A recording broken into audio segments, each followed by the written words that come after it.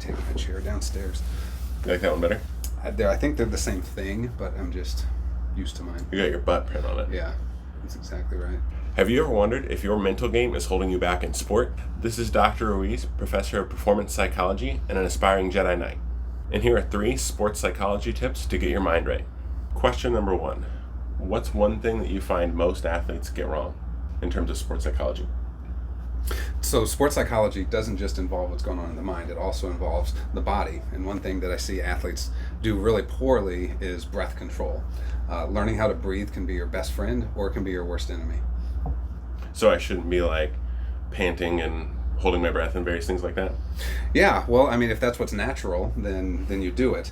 The biggest thing, though, is athletes don't use it to help control their nerves or to reset or that sort of thing.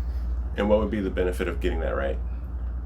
It's when you breathe in, out, it helps reset your mind. It puts you into a place kind of peace and ease, and it allows you to kind of close the door on whatever just happened and start anew. So it'll help me not be as jittery over that 3-foot putt to win money for my friends? It might. Yeah. It might help. You step out before you hit the putt, take a good deep breath, step in, stroke it, and let it play.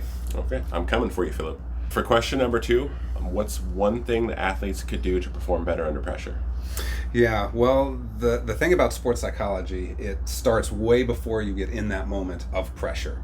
So the best thing that athletes can do is prepare beforehand. And what I often tell them, the most important thing for me is self-awareness. Becoming aware of 3 things. What do you think? How do you feel? And how do you behave? And if you can be aware of those 3 things in the moment, then your performance can absolutely improve under pressure. For example, say you missed that 3-foot putt. I would never. Let's say someone else would miss that 3-foot putt. And my question to you would be, okay, so how did you respond to that? Thinking in terms of those 3 things. What thoughts went through your mind? What were the emotions that you felt? And how did you behave? Did you throw a temper tantrum? Did you throw your putter? Did you slump your shoulders? All 3 of those things are tied together. And if you're aware of how you respond in those situations, then it makes it easier to get the outcome that you want. Okay. So when I do that, the first thing I do is I immediately start analyzing what I could have done wrong and trying to figure it out. Is that bad or good? It depends. It depends on what works for you. If that is what helps you get ready for the next shot, then it is absolutely productive. Think in terms of what is productive for your performance and what is counterproductive. Anything that you can do that is productive, and if for you that's analyzing what went wrong, maybe trying to readjust the lie or whatever that happens to be, then if it's productive, then do it. If that doesn't work for you, then you would not do that and find something else to kind of mentally stimulate your mind in order to get you to the place you need to be. So it's not that sports psychology says XYZ, it's kind of like unlocking what's best for each individual athlete? That's exactly what it is. Yeah, every athlete is different. If you're working with a sports psychologist that says this is the way you have to do it, I would run away from that person very, very quickly, because you know you better than I will ever know you, and the way that you respond to a situation, kind of your natural response in your emotions, your cognition, and your behavior, that's what you have to change. And I can give you tips, but ultimately you have to kind of discover what it is.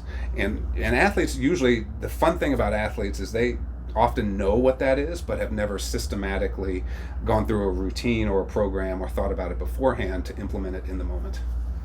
Okay.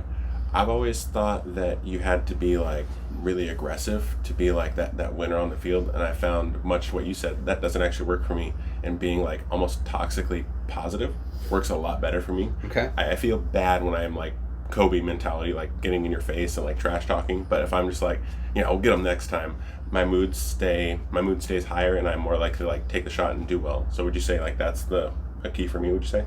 I would say so. So what's less important is, are you ruthlessly optimistic and positive, or are you incredibly Kobe Mamba minded and very in your face? Neither of those really matter. What matters is what works best for you, and you being aware enough to know that it's the positive stuff that works best for you. And last question, what's one thing that student athletes can do to better protect their mental health when they're doing school and they're doing sports? Yeah, so there are several things.